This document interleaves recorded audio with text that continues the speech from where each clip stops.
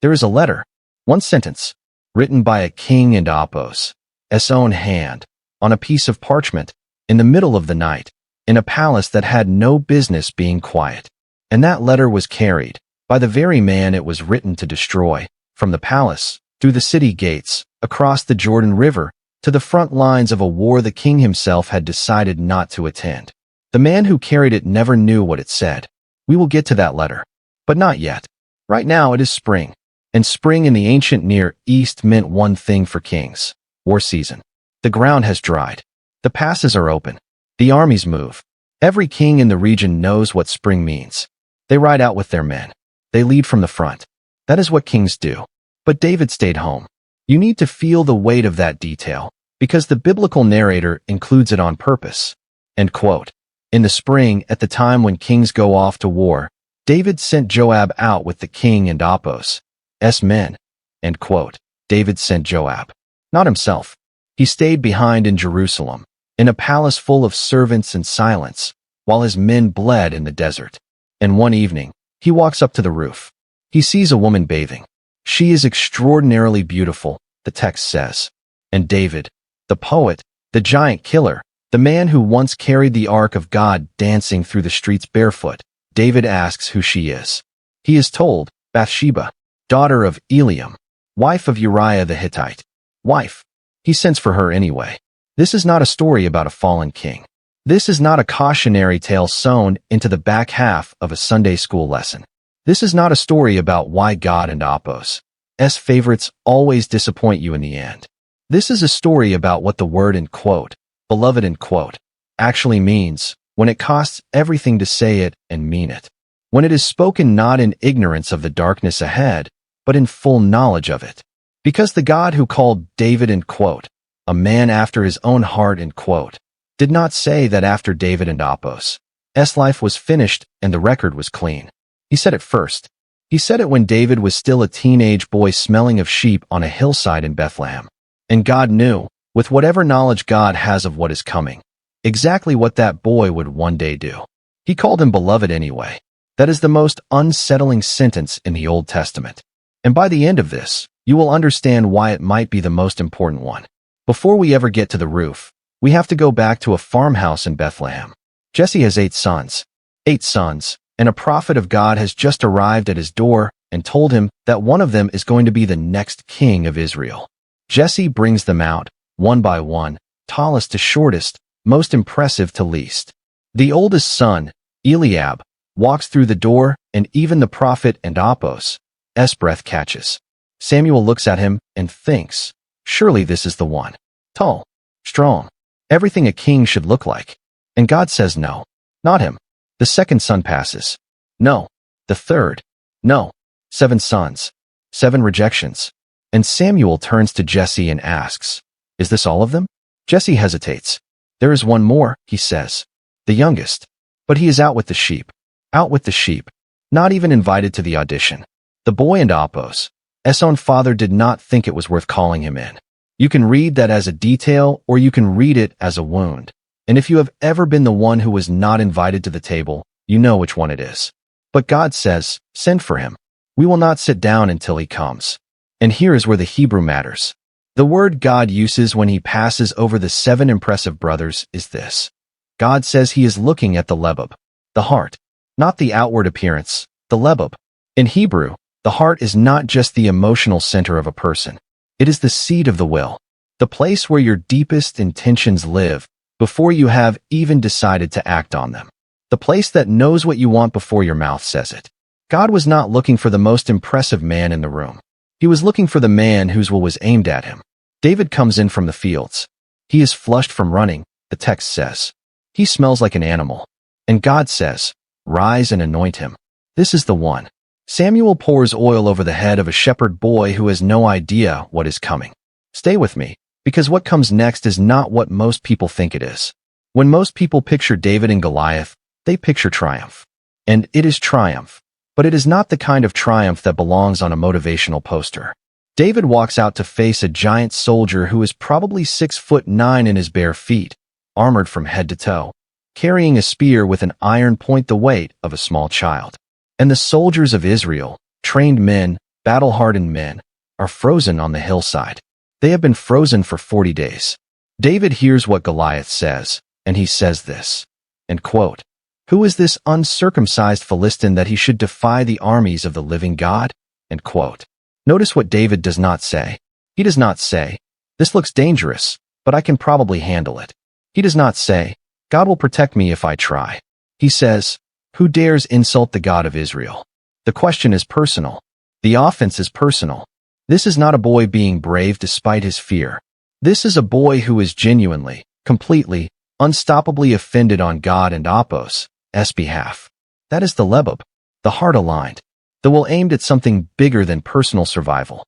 He picks up 5 stones from the creek bed. He runs toward the giant. 1 stone, 1 throw.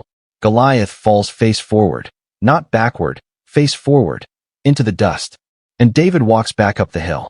Here is what most people miss about the years that followed.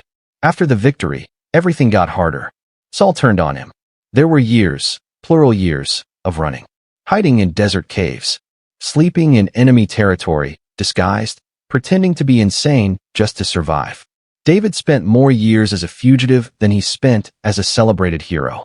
And in those years, the poets tell us, he wrote, Psalm 22, and quote, my God, why have you forsaken me?"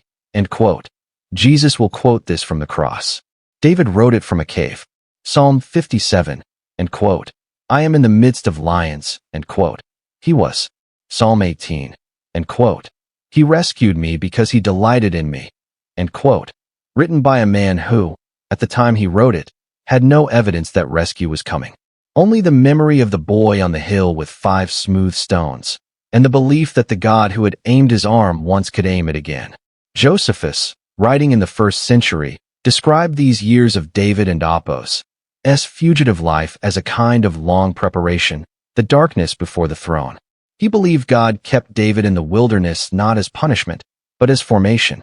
Whether you agree with that read or not, it is true that the David who eventually takes the throne has been tested in a way the David who killed Goliath had not yet been. He has learned to wait. He has learned to trust. He has learned to write his grief into songs that will be sung for 3,000 years. And then he becomes king. And then spring comes. And he stays home. We have seen who David was before the roof. The boy nobody invited. The shepherd whose arm God aimed. The fugitive who wrote his grief into poetry that outlasted every army that ever hunted him. That David, the one kneeling in the dust of the creek bed, who chose 5 stones because one might not be enough, who sang in the dark because there was nothing else to do. That David is real. And the David who stays home from war and sends for another man and Apos' wife is also real. Both of them are the same person. That is the part we have to hold. If this is your first time on this channel, consider subscribing, because this is what we do here. We look at the Bible the way it actually is, not the way we wish it was. We look at the people the way they actually were. And if you stay to the end of this video, I promise the payoff is worth it. Because what God does with David and Apos' failures is more important than the failures themselves. Let and Apos' keep going. It begins with a look. You have to understand the geography. The palace of David in Jerusalem is built on high ground. The rooftop commands a view over the rooftops of the homes below. Bathsheba is bathing, probably in her courtyard, in what she believed was private, and David, walking on his roof at evening, looks down. He sees her. He asks who she is. When the answer comes back, she is the wife of Uriah the Hittite. This is not just a social fact. It is a legal fact, a moral fact. Under the law David has lived by his entire life. Taking another man and Apos' wife is not a gray area. David knows exactly what the law says. He sends for her anyway. The text does not give Bathsheba a speaking part in this scene. She is summoned. She comes. Whether she felt she had any power to refuse a king who had sent soldiers to escort her, the text does not say, because the text is interested in something else. It is interested in David. And what David does next. Pay attention to this, because this is where the story goes somewhere that most Sunday school versions stop short of saying out loud. Bathsheba becomes pregnant. David and Apos' response is not guilt, not confession, not even denial. His response is a plan. He sends for Uriah. Uriah the Hittite is one of David and Apos' end quote, 30 mighty men, end quote, the elite soldiers listed in 2 Samuel. He is not a peripheral character. He is not a nameless guard. He is one of the 30 most trusted fighters David has. A foreigner who has given his loyalty completely to an Israelite king. A man who, at this moment, is camped in the desert fighting David and Apos' war.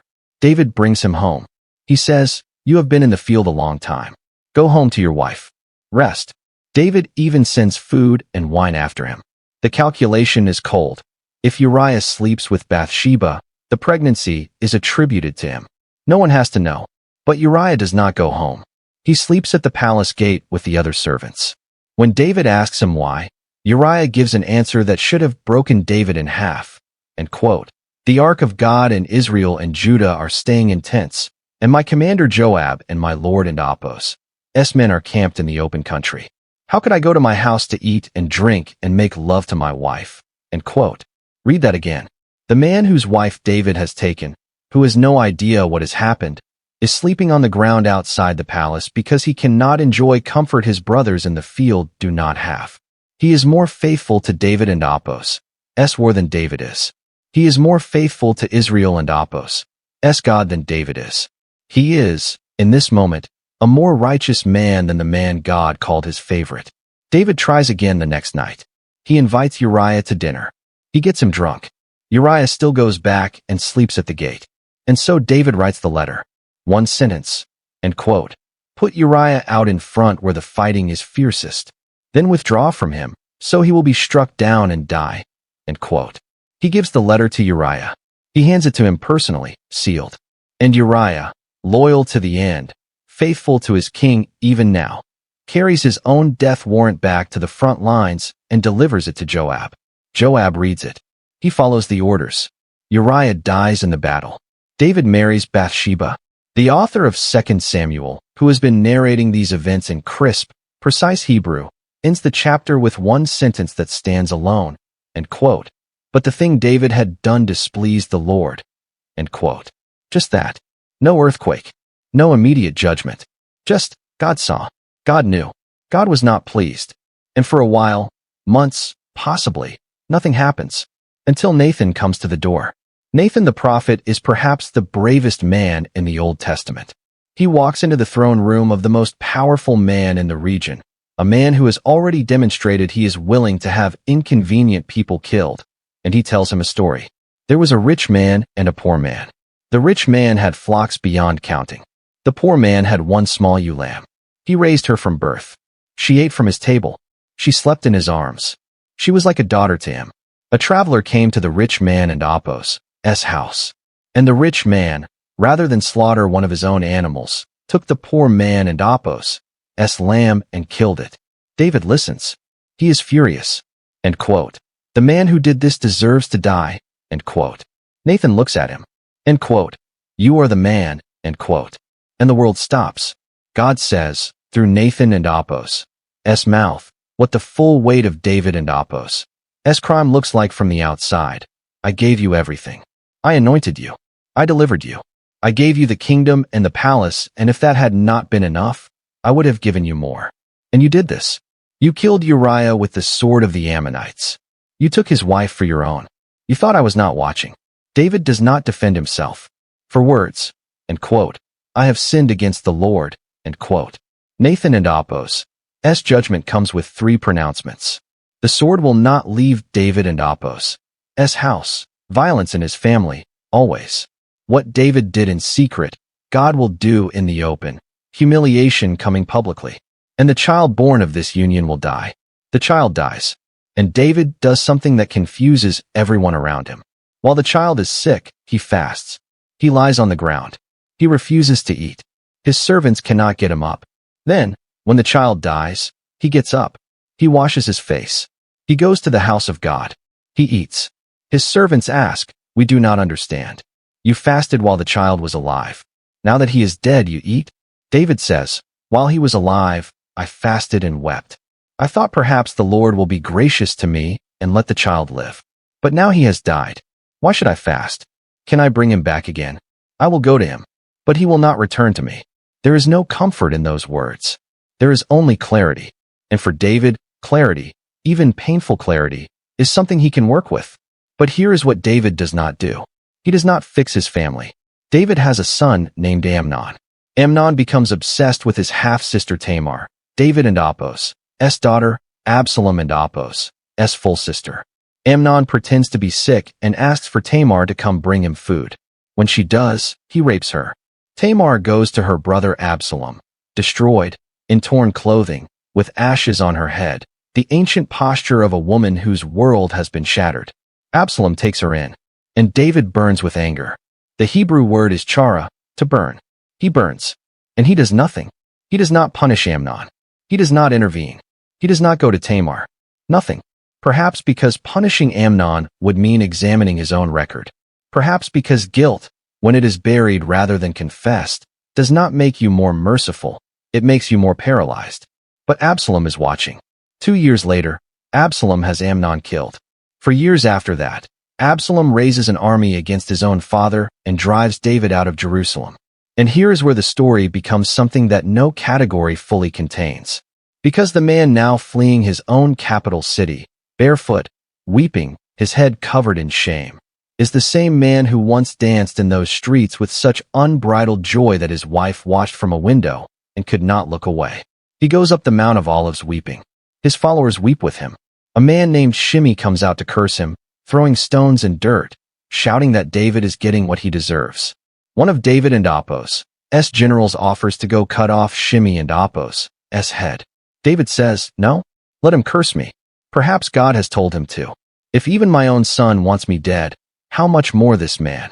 There is something in that sentence almost unbearable to read. It is the voice of a man who has stopped defending himself, who has counted the cost of what he did and decided that some of what is happening to him is what he deserves. That is not self-pity. That is teshuvah. The Hebrew word for repentance is teshuvah. It literally means to turn, not to feel bad, not to suffer for your failures, to turn, to change direction, to face a different way. And in those years of running, from Absalom, from the consequences of everything he had buried instead of confessed, David turns. He writes, he prays, he weeps, and Absalom dies. Not in battle. Absalom, riding hard through the forest on a mule, gets his hair, his famously extraordinary hair, which he cut once a year because it grew so thick, caught in the branches of a great oak. The mule keeps running. Absalom hangs in the air. Joab finds him and puts 3 spears through his chest. David gets the news and goes to pieces. Now think about what that moment is. Not as a Bible story, as a moment in a human life. A father who knew he had failed his children, who had stayed silent when Tamar screamed, who had buried his guilt instead of dealing with it, and watched his family come apart in exactly the way the prophet said it would, who had been driven from his own city by a son he loved and could not reach. That father gets the news, and he cries the only thing left to cry, and quote, "Oh, my son Absalom, my son Absalom, if only I had died instead of you. Oh, Absalom, my son, end quote." There are people watching this right now who know that cry from the inside. Maybe not a literal son. Maybe something you love that your own failures helped destroy. A marriage, a friendship, a relationship with a child who stopped calling. And you have stood in your own version of that moment, whispering things you should have said when there was still time, to someone who can no longer hear you. David does not get a clean ending. He does not get a reconciliation. He gets a grief he cannot put down. But there is this. In the middle of all of it, somewhere in those years of caves and running and weeping, he writes Psalm 51, the psalm that begins, and quote, "Have mercy on me, O God, according to your unfailing love," end quote. He writes it after Nathan says you are the man. He writes it as a confession that is not a transaction. He is not bargaining. He is not trying to earn his way back into God and Apos' good graces with the right amount of guilt. He writes, and quote, "Create in me a clean heart, O God, and renew a steadfast spirit within me," end quote. Not, fix my consequences. Not, undo what I did. Not, give me back the child. A clean heart. He still wants the thing he wanted on the hillside in Bethlehem, when he was a shepherd boy not invited to his own anointing. He still wants his lebub, his will, pointed at God, even after everything. And God does not turn away. So what do we do with all of this? 3 things. And the third is the one I need you to hear. First, and quote, a man after God and Apos' own heart, end quote, was never a moral grade. It was not a certification, not a performance review. God said it when David was still a boy on a hillside. He said it about the Lebob, the direction of the will. David and Apos' will, at its core and in its returning, was always aimed at God. Even when his choices were catastrophic. Even when his failures destroyed people he loved. That is not a license to do terrible things. It is a description of what God is actually tracking. Second, God keeps choosing broken people on purpose. He did not choose David despite the darkness God knew was coming. He chose David knowing all of it. He chose Jacob the deceiver, and Moses the murderer, and Rahab, and Peter, the man who swore 3 times he had never heard of Jesus, and he chose them knowing. The brokenness is not what disqualifies you. The brokenness is sometimes exactly the material God builds with. If you have been waiting to come back to God until you have cleaned yourself up enough, David and Apos' story is God and Apos' answer to that waiting. Come back now. Come back as you are. Come back with the whole record on the table. And third, and this is the one that undoes me every time I sit with it. The God who called David beloved called him that first. Not after the repentance. Not after the Psalms. Not after the decades of consequences and the hard-won return. God said it when David was still standing in a field that smelled like sheep, before a single giant had fallen, before a single letter had been written, before Tamar had been left alone, before Absalom had died in a forest with 3 spears in his chest. God looked at the boy who would one day do all of that, and said, "This one is mine. This one I love." That is either the most troubling thing in the Old Testament, or it is the most comforting. And I think, if you sit with it long enough, you will find it is both at the same time. Tell me in the comments, which part of David and Apos' story did you not learn in Sunday school? Because I grew up in church and somehow missed half of what we covered today, and I suspect I am not alone. If this kind of deep look at the Bible is something you want more of, subscribe. Every week we go where the text actually goes. David and Apos' last recorded words in the Psalms are these, end quote. "The Lord is my shepherd. I shall not want," end quote. A shepherd king, writing about being shepherded. A man who failed his own flock, trusting the one shepherd who never abandoned his. He walks through the darkest valley. He is not afraid. He had been in the dark before. He knew what lived there. He also knew who walked in with him. That is the whole story.